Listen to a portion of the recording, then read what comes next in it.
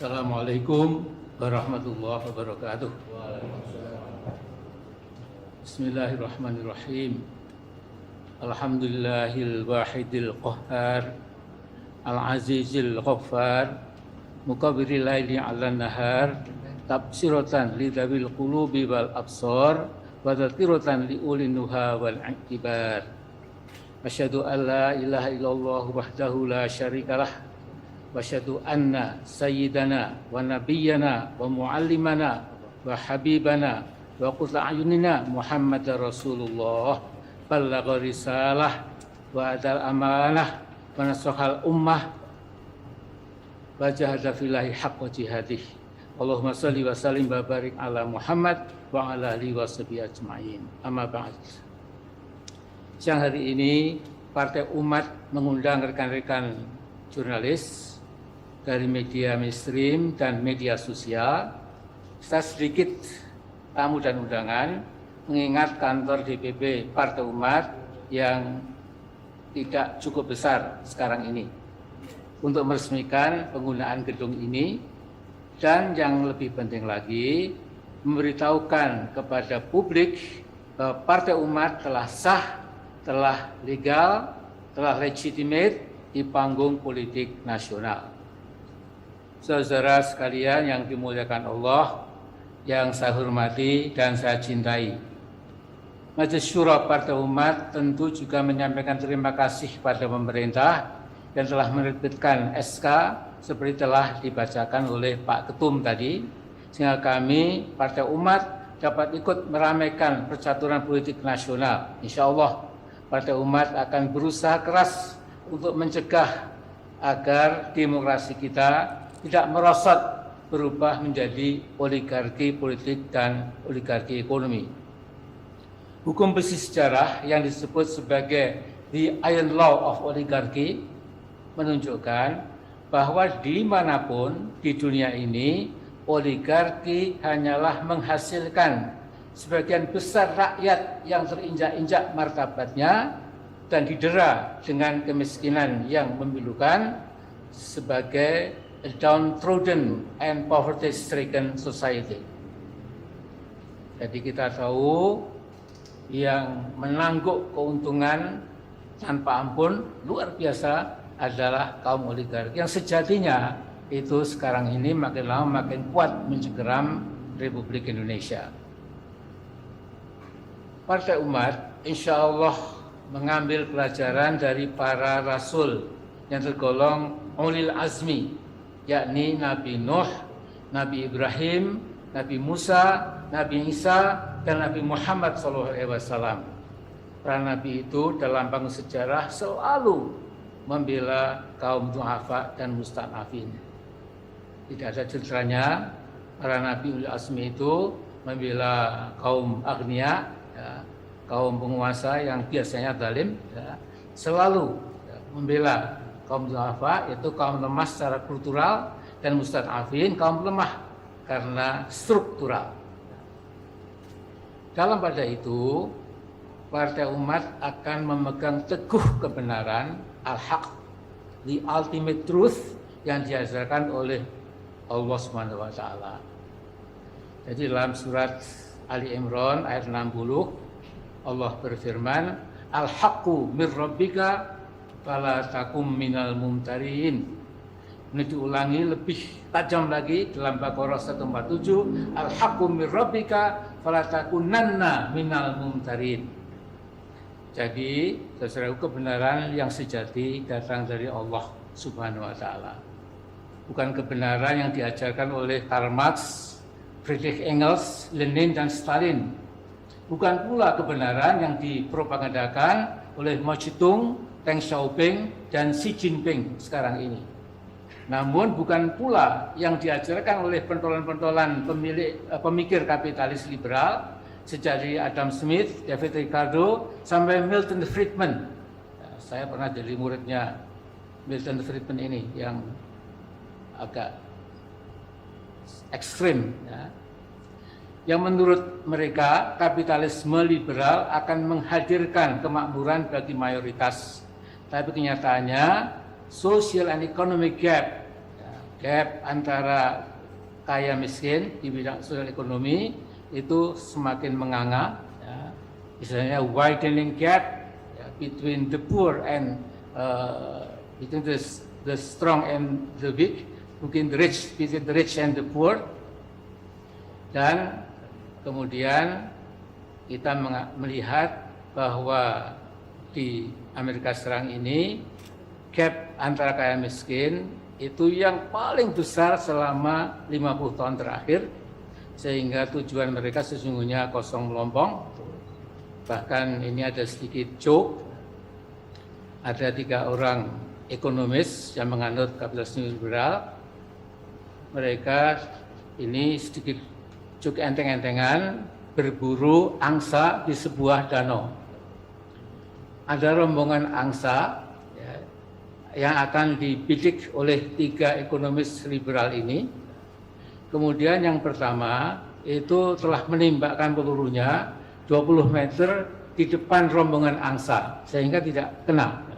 Yang satu lagi itu menembakkan 20 meter di belakang rombongan angsa, jadi semakin tidak kena. Tapi yang ketiga kemudian mengatakan, well done, everything is okay, alright. Jadi mereka sesungguhnya sedang menipu diri sendiri, sekalipun kapitalisme liberal tidak membawa kemakmuran buat mayoritas, tapi kemudian mereka ya ingin ya self deception dengan kata-kata itu.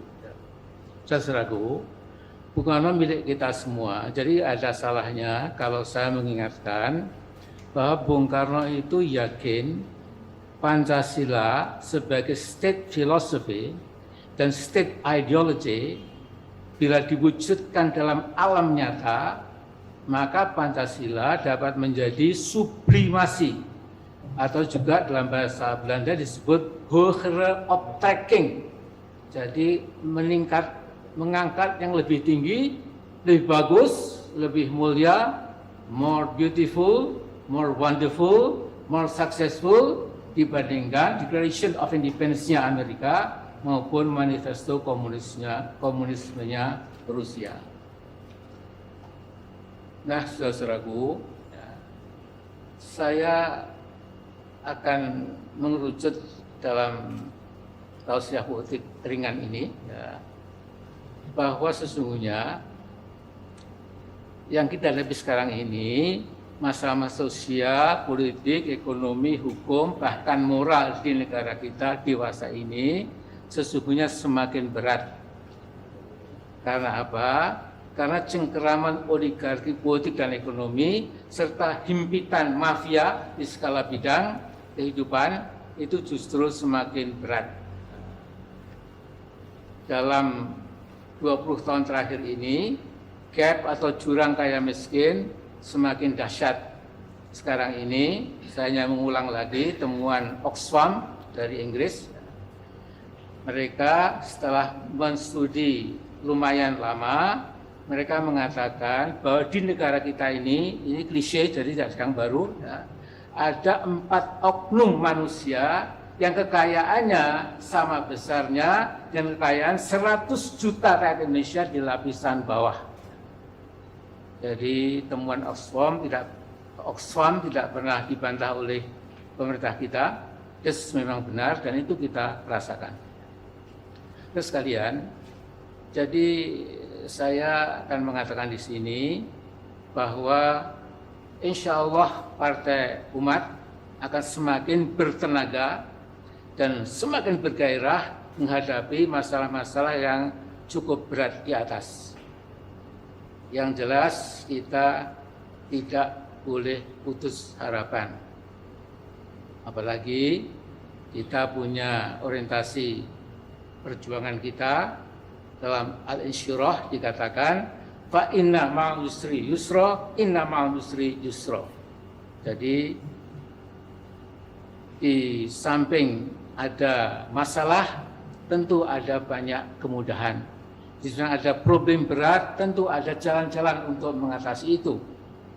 Bahkan dalam surat terakhir Al-Ankabut, Allah berfirman, walladzina jahadu fina lanahdiyannahum subulana wa innallaha lama'al muhsinin. Adapun orang-orang, kata Allah, yang berjalan mencari ridho kami, maka kami Allah pasti menunjukkan jalan-jalan kami, dan kami Allah beserta orang-orang yang berbuat kebajikan. Saudaraku, jadi saya ingin mengingatkan bahwa ternyata Al-Quran itu mensiratkan bahwa kalau kita kaum muslimin, kaum muslimat, kaum mukminin, kaum mukminat, siapapun yang percaya kepada keesaan Allah, itu barangkali perlu menyimak apa yang dikatakan oleh Al-Quran, yaitu dalam Ali Imran ayat 142, am hasibtum an tadkhulul jannah walamma ya'lamillahu alladziina jahadu minkum wa ya'lamas shabirin. Apakah kamu mengira bahwa kamu akan masuk surga dengan mudah, padahal belum nyata bagi Allah orang-orang yang berjihad di antara kamu dan belum nyata menjadi orang-orang yang bersabar.